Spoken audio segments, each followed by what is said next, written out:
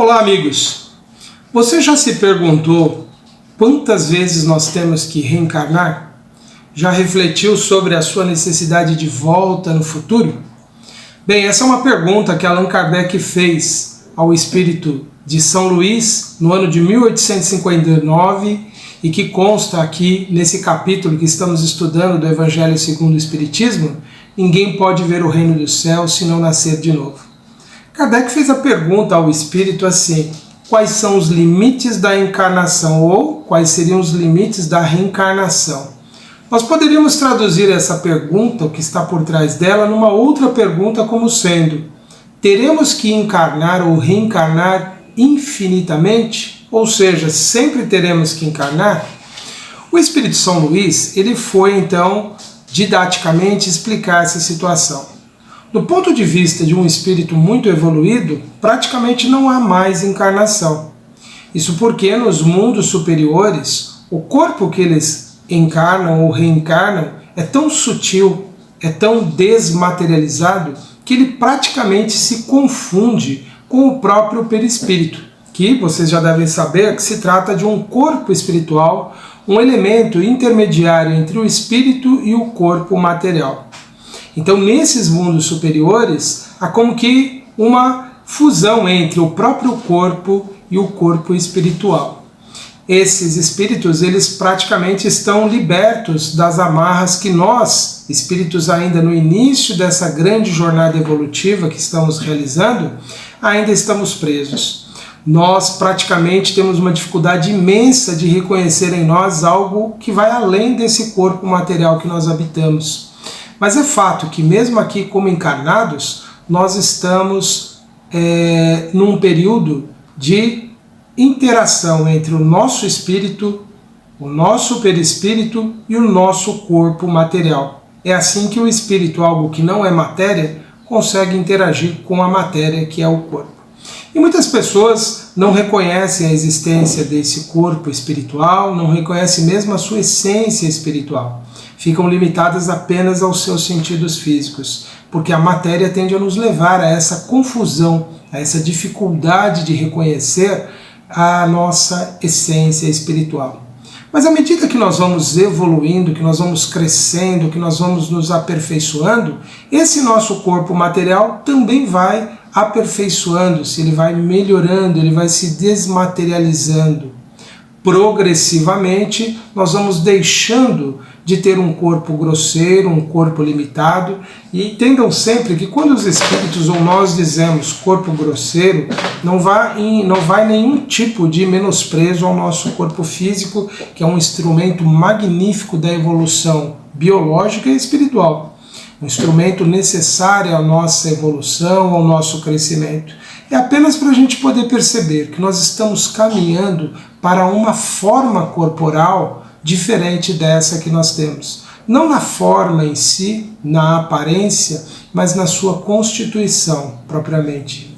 Nossa constituição física vai, ao longo de muitos milhares de anos, se modificando, como ela vem se modificando desde o início da nossa evolução, nas formas anteriores à forma humana. A doutrina espírita, atualmente, ela aceita com clareza a ideia da nossa evolução biológica como a ciência nos explica, que viemos de formas ancestrais primitivas, mais embrutecidas, mais limitadas, e que progressivamente nós fomos sofrendo mudanças e transformações e ainda estamos nesse longo processo. Nós todos somos espíritos, então, que estamos nessa jornada de aprendizado que vai nos levar um dia a sermos seres etéreos, seres não constituídos dessa matéria densa que nos limita tanto. Nós viveremos uma realidade no futuro de espíritos que estarão praticamente libertos do seu corpo físico, que basta desejarem, podem, deixando esse corpo físico em repouso, partirem para alguma missão espiritual em qualquer parte do universo. Isso quando acontecerá? Daqui a muitos milhares de anos. Por enquanto nós ainda estamos limitados a essas condições que nós temos aqui. Então, respondendo à pergunta que Kardec fez, quais são os limites da encarnação? Para um espírito puro, praticamente não há um limite, porque se confunde a vida de encarnado e desencarnado. Para espíritos ainda no início da evolução, espíritos como nós, que estamos ainda nos desenvolvendo, há limites da nossa encarnação que são definidos pelo próprio mundo que nós estamos habitando. Termina-se aqui uma experiência, nós regressaremos no futuro em novas reencarnações, em novas encarnações e assim sucessivamente. Para nós, a encarnação ela não tem um limite claro, porque nós ainda precisaremos de numerosas e infindáveis vidas para atingirmos esse estágio superior que os espíritos nos disseram lá no século XIX dessa nossa realidade. Nós somos seres, então, que temos um número, sim, finito de encarnações. Chegará um momento que nós não precisaremos mais reencarnar. Mas esse tempo e quantas serão é algo que nós não temos como precisar.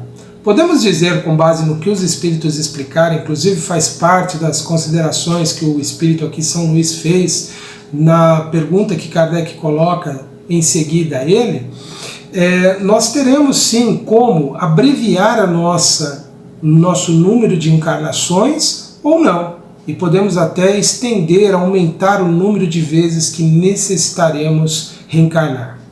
Na questão seguinte, Kardec propôs: a encarnação é uma punição ou somente os espíritos culpados a que eles estão sujeitos? Porque muitos pensam que a encarnação seria algo que é como uma punição para o espírito, afinal de contas, a vida espiritual parece ser muito mais atrativa, muito mais interessante. Lá nós gozamos de uma liberdade, de uma autonomia, de uma capacidade muito maior do que essa que a matéria nos impõe. Então por que reencarnar se a vida espiritual seria melhor? O fato é que a encarnação, a vinda do espírito para a vida material, é fundamental para o seu progresso. O Espírito São Luís, ao responder essa questão aqui, se a encarnação é uma punição, ele disse que para o espírito, no início da sua evolução, a vida corpórea ela é necessária, ela é fundamental. Por quê? Porque ela ajuda o espírito, através da sua interação com a matéria, a realizar os propósitos cuja execução Deus lhe confiou. E que propósitos seriam esses? É o próprio papel do homem na criação, de elemento transformador, de elemento cooperador da obra divina. O homem, ao longo da sua experiência, da sua trajetória no mundo, ele vai aperfeiçoando-se e ele modifica o planeta, modifica as condições de vida, inclusive para outros seres vivos, e ele pode melhorar as suas próprias condições de vida. Isso faz parte desse nosso papel de co-criadores na obra divina. Nós somos participantes dessa obra divina. Aliás, essa terminologia ela é típica de André Luiz e Emmanuel, explicando o papel nosso aqui na existência terrena. Todos nós temos esses propósitos que Deus nos apresentou para que nós realizássemos. Todos nós temos uma obra pequena, infinitamente pequena diante de toda a criação divina, mas profundamente significativa para nós. Isso nos faz refletir nesse momento assim: temos atendido esses propósitos que Deus nos confiou? A nossa missão de vida aqui terrena tem sido cumprida? Ela é cumprida com amor, com caridade, com indulgência, com boa vontade, com desprendimento? Ou tudo que nós fazemos é apenas pelo nosso próprio interesse, pela nossa própria vontade de usufruir, de sentir prazer, de experimentar? Fazemos pensando no bem, no coletivo, ou pensamos apenas em nós mesmos? Porque em toda a sua evolução o homem tem missões que são atribuídas a ele. Todos nós as possuímos. Em nossa consciência nós podemos saber se estamos cumprindo esses propósitos ou não. Mas voltando ao pensamento aqui do Espírito São Luís, ele vai dizer isso, né? Que a passagem do Espírito pela vida material é fundamental nos primeiros estágios do seu progresso. E nós ainda estamos nessa longa jornada aqui da vida material. No futuro, como vimos na questão anterior, estaremos aptos a viver em mundos mais sutis, mais etéreos, mas isso é uma coisa lá para o futuro distante. No momento nós precisamos da vida material porque ela nos desenvolve a inteligência. ela nos dá condições de aprendermos, de conhecermos, e se não fossem os desafios da vida que nós temos a enfrentar todos os dias, desde o momento que nascemos, nós nos tornamos cada vez mais aptos à vida. Muitas pessoas, por muitas vezes não acreditarem nisso, se sentem muito fragilizadas, muito incapacitadas, mas acreditem, todos os desafios que existem na existência humana não são para derrotar o homem, e sim para engrandecê-lo. E com essa convicção é que nós adquirimos força para vencer esses obstáculos, reconhecendo que tudo que surge em nossa caminhada tem um propósito e que não é nunca contrário a nós, mas sim de nos fazer crescer. E todos passam pelos mesmos estágios de aprendizado. Os espíritos todos iniciam simples e ignorantes nessa jornada do mundo material e vão progressivamente desenvolvendo a sua inteligência, desenvolvendo as suas aptidões, a sua capacidade e, sobretudo, o seu livre-arbítrio. As reencarnações, elas representam uma grande oportunidade de ação, de desenvolvermos em nós essa grande capacidade de escolha. Por isso que Deus permite que nós sintamos os reflexos, os resultados de tudo aquilo que nós optamos em nossa existência, para que nós possamos aprender na experiência as consequências das nossas ações. E isso nos promove o aprendizado mais profundo, mais significativo que alguém pode ter. Teoricamente, podemos saber sobre as coisas, mas senti-las, vivê-las, realmente só a experiência. Daí a importância para o espírito viver, experimentar, sentir a vida material. Por isso que estar aqui é uma bênção. Viver no mundo com todos os obstáculos que ele apresenta, representa, na verdade, uma grande oportunidade de desenvolvermos capacidade, potenciais que vão se ampliando, que vão se dilatando e vão nos tornando cada vez mais senhores das nossas próprias vidas. Muitos podem prolongar a sua estada no mundo material, podem necessitar de inúmeras reencarnações quando são refratários a esse aprendizado, quando vão negligenciando a sua experiência terrena, passam a requerer mais e mais experiências, vão reencarnar mais vezes, enquanto que aqueles que aprendem rapidamente com as experiências da vida terão um número menor de encarnações. Quantas? Não sabemos. E até uma preocupação infantil, fútil de nossa parte, pensarmos em termos de contabilidade de número de reencarnações. Quais atos me gerariam menos 10 encarnações? É uma simplificação muito infantil que faríamos da nossa realidade. Não precisamos nos preocupar com isso. O que precisamos nos preocupar é o que realmente nós podemos fazer para aproveitar ao máximo esta encarnação. E o Espírito ele fala que nós podemos, inclusive, pela nossa determinação, pelo nosso empenho, nós podemos reduzir o número dessas vidas em mundos materiais. Uma única vida conseguiremos fazer tudo? Não, não é possível nós vencermos todas as etapas da evolução numa única encarnação. Mas nós podemos não torná-las tão numerosas, tão dispendiosas de esforço, de sacrifício, se nós nos dedicarmos àquilo que realmente é importante na vida hoje, aquilo que realmente é significativo para nós hoje, o que a vida tem nos apresentado. É desse viver bem, é desse aproveitar bem a experiência terrena, sem tanta preocupação com o futuro, que vai nos levar a ter esse futuro mais feliz, mais próximo de nós. É algo paradoxal, sem nos preocuparmos com ele, mas fazendo aquilo que realmente é necessário agora, é que nós tornaremos esse futuro mais feliz, mais próximo de nós. Aqui há uma observação, que não sei se foi Kardec ou o próprio Espírito que escreveu, em que ele compara a evolução do Espírito com a do estudante na escola, dentro daquela visão clássica que nós temos, de que um estudante laborioso, dedicado, é aquele que pode até vencer alguns anos do ensino, superando ali uma série, passando, sendo reclassificado na sua aprendizagem, desde que ele apresente real competência, real aprendizagem.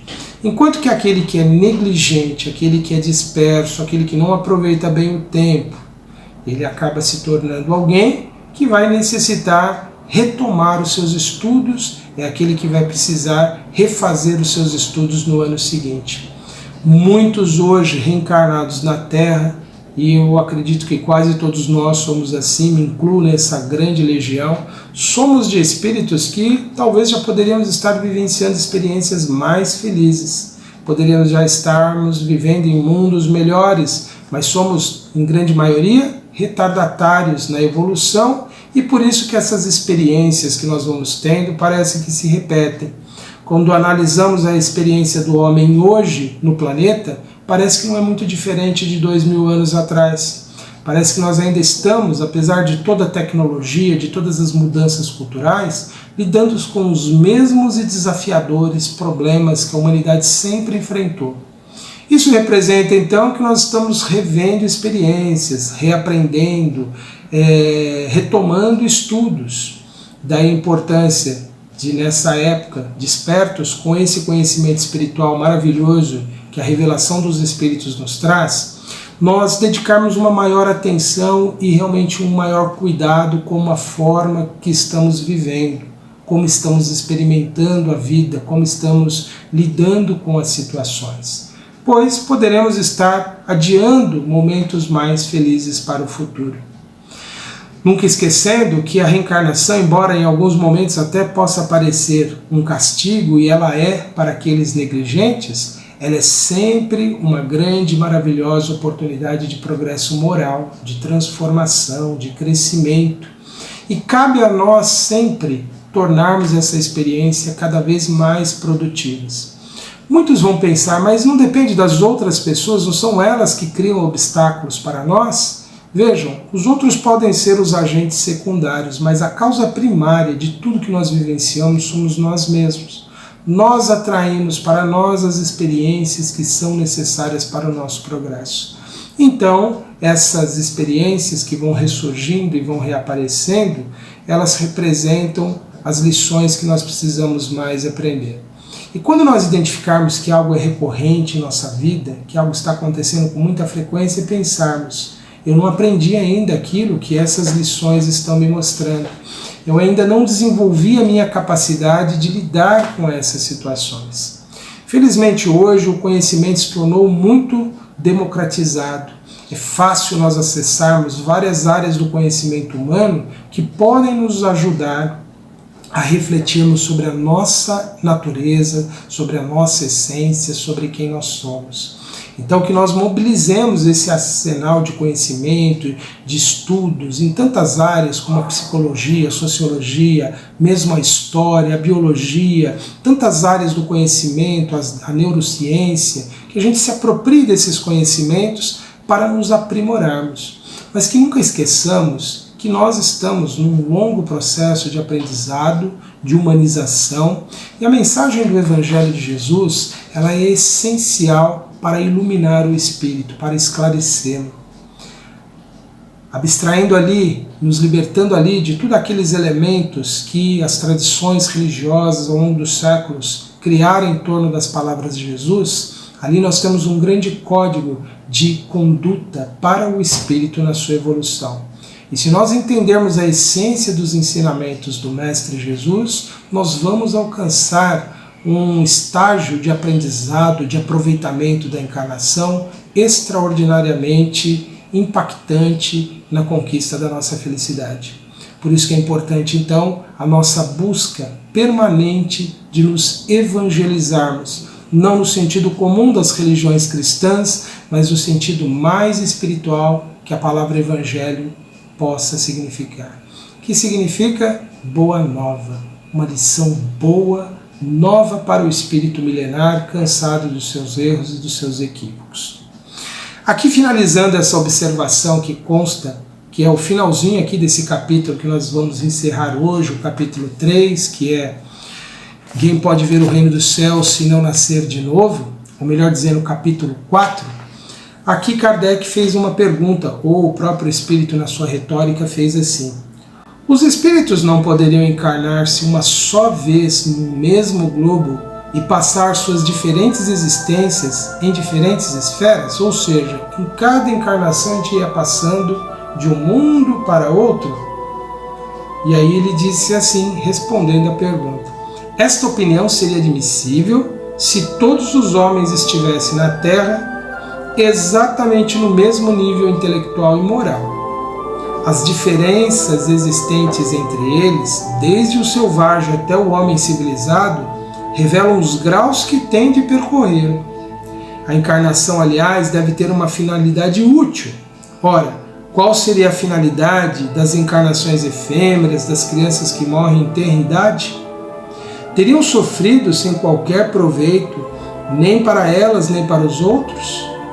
Deus, cujas leis são todas soberanamente sábias, nada faz de inútil. Pelas reencarnações no mesmo globo, quis que os mesmos espíritos se pusessem de novo em contato, tendo assim a ocasião de reparar as suas faltas recíprocas. E tendo em conta suas relações anteriores, quis ainda fundar uma base espiritual para os laços de família, apoiando numa lei natural os princípios de solidariedade, fraternidade e igualdade. Resumindo o pensamento aqui do Espírito, por que espíritos em condições evolutivas diferentes estão juntos? Por que espíritos que passam por provas diferentes convivem juntos? Justamente porque nesse reencontro, e reencontro já falamos sobre eles, no nosso programa anterior, eles são necessários, são fundamentais, nós nos auxiliamos mutuamente nessas experiências diferentes que todos nós temos. Quando lidamos com espíritos mais atrasados nas nossas relações, é com um propósito. Aliás, é aquilo que o Espírito falou na questão anterior. Temos um propósito na vida, que é auxiliar os demais na sua evolução.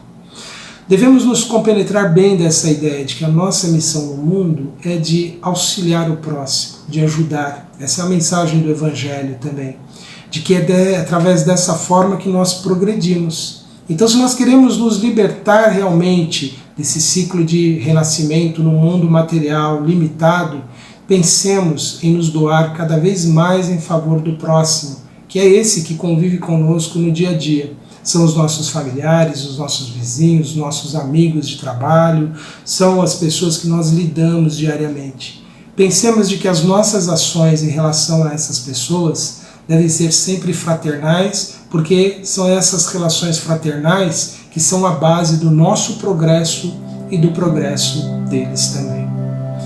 Eu convido a todos então para juntos, em nossa oração, levarmos o nosso pensamento a Deus, nosso Pai, em gratidão por tudo que o Senhor tem nos oferecido. Pela bênção da vida, pela bênção do aprendizado, do conhecimento espiritual que nos ilumina, e que possamos, Senhor, estarmos despertos para essa grande realidade da vida espiritual. Que possamos compreender a transitoriedade da vida, mas que possamos reconhecer com alegria, Senhor, que a nossa passagem aqui no mundo representa uma bendita e santa oportunidade de crescimento. Que cada situação que vivenciarmos possamos ser capazes de entender cada vez mais o nosso próximo. Que deixemos de lado as nossas intransigências, a nossa rigidez de julgamento, a nossa inflexibilidade na análise da conduta do próximo. Que sejamos mais compassivos e mais generosos no reconhecimento da necessidade que temos todos do convívio mútuo, de que estamos aprendendo e ensinando ao mesmo tempo, Senhor. E sem qualquer pretensão de superioridade, possamos nos ver como irmãos, como espíritos tutelados de inteligências superiores que amorosamente nos conduzem nessa longa jornada que significa a evolução espiritual. Que a cada dia possamos reconhecer que é um passo nessa longa jornada, Senhor. Que cada novo e bendito dia seja por nós valorizado e abençoado. E que os nossos amigos, nossos irmãos que nos acompanham, nos ouvem semanalmente, possam receber, Senhor, todas as bênçãos, todo o amparo que mais necessitam. Possam seus espíritos protetores lhes guiarem com objetividade, com acatamento das suas inspirações, que igualmente todos nós possamos, Senhor, aproveitar dessa experiência maravilhosa que é a vida. E que tantos dos nossos irmãos que padecem e sofrem e enfrentam desafios inúmeros no mundo, que todos eles possam receber o auxílio, o amparo, que onde haja guerra, conflito, dor, sofrimento, opressão, Senhor, possa nascer no coração das pessoas aí envolvidas nesses dramas, possa haver compaixão, possa haver perdão, possa haver o desejo de uma nova e renovadora vida. E assim possamos todos marchar ao encontro de uma nova e vida mais plena, de paz, de harmonia, de trabalho e de crescimento. Permita, Senhor, que assim seja, graças te damos. Meus amigos, encerramos aqui mais um episódio do nosso programa Ponto de Vista. Lembrando que é importante sempre estarmos aí curtindo, compartilhando, comentando, porque isso aumenta a visibilidade do programa no YouTube e isso ajuda a chegar em outras pessoas. Continue acompanhando então a nossa programação, também as minhas outras atividades no site antenormorais.com.br. Um grande abraço a todos e até a próxima.